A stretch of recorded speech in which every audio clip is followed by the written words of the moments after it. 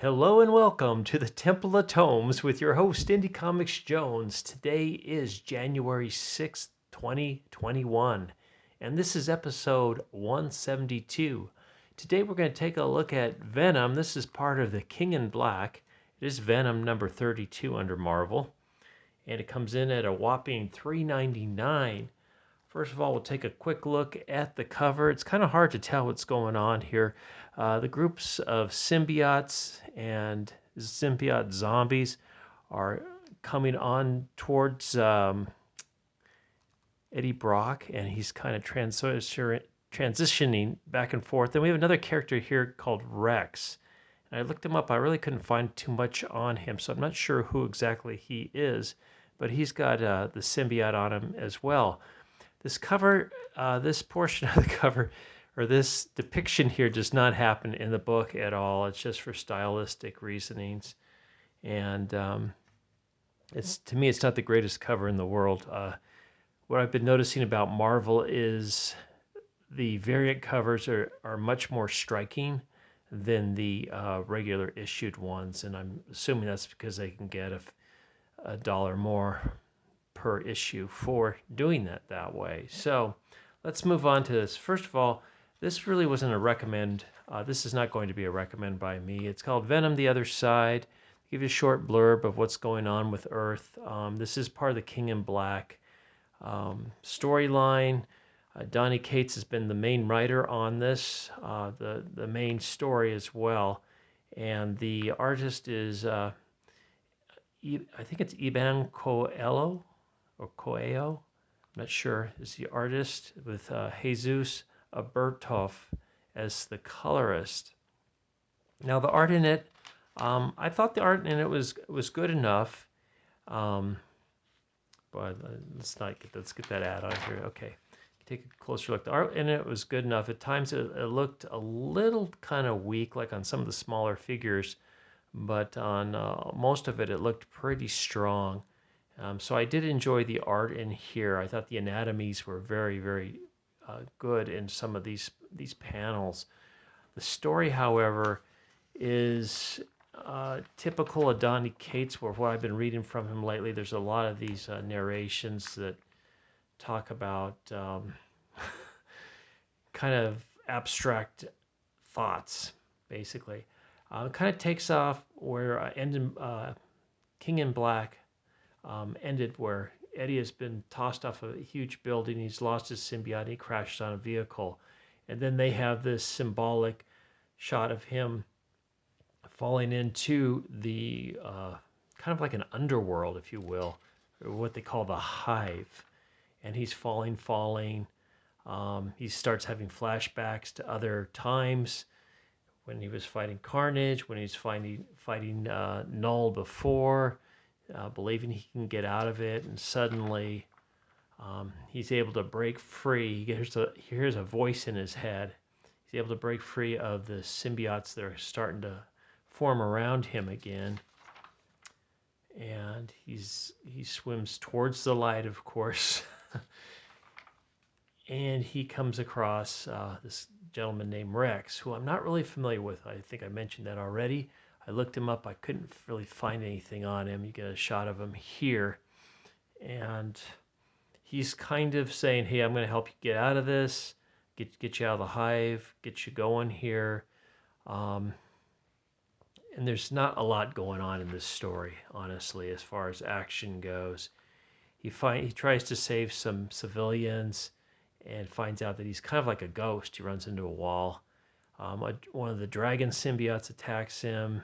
Rex is telling him not to go in. He goes ahead and runs head first into this dragon, and he kind of dissolves in half. And I guess it's kind of like an entryway somehow into the hive. And you can see all the people hanging up and hooked up, as far as they're just kind of shells in this scene here. So that's kind of neat. I kind of like this stuff, and that's the drawing's really nice here. But as far as action goes, there wasn't a whole lot. It's a lot of standing around, talking, trying to figure out how they're going to handle his comeback. It's Eddie is getting mad every once in a while, very angry. He wants to go save Dylan, of course. But then he realizes that he is really dead, and he's mostly just a ghost of himself as he looks at his own body. And there's a touching moment where he tries to console his son, and his hand goes right through him as a ghost would, and Eddie gets mad again. Seems to be getting mad again. I just want to point out here, it looks like he's almost dropping his drawers there. I'm not sure what happened. Is it maybe it's 2 belly buttons or something? I'm not sure what's going on, but that's a pretty low riding shorts there compared to, and it looks like it's assorted that way too. But as you can see, they ride up fairly normally in most of the other panels there. But boy, that is low. How low can you go? He says, "Don't touch me." Okay, so he kind of just argues a lot with this Rex character, and he's decided he's got to get his symbiote back, and Rex is telling him, well, that's not the hard part, is not getting him back, it's finding him. And so he's got like this portal scene where he can show them where he is with, and there's Null there, and there's, I think that's Eddie Brock's symbiote right next to him again. And Eddie Brock's freaking out again. He freaks out a lot in this comic. So in the meantime, they get another visitor, and this visitor turns out to be Agent Flash Venom Thompson. So that's where we end this episode. I don't know if I'm going to continue this. I really didn't enjoy reading this again. Here's the next issue here, and I'm not sure if that's Eddie getting his face back. I'm assuming it is, or one of the other characters, because this guy kind of looks similar to this Rex guy, except he's got kind of blonde, so I'm not sure. I guess that's supposed to be Eddie, but with the little symbiote guy inside there, so that looks kind of cool, but didn't really enjoy the story. It's almost like kind of parable. I kind of was thinking how Marvel is the last, since about 2012, how they've kind of fallen into this pit, this hive, this collective, and there's souls in there that are trying to get out and be successful again. As Marvel's been struggling these last few years.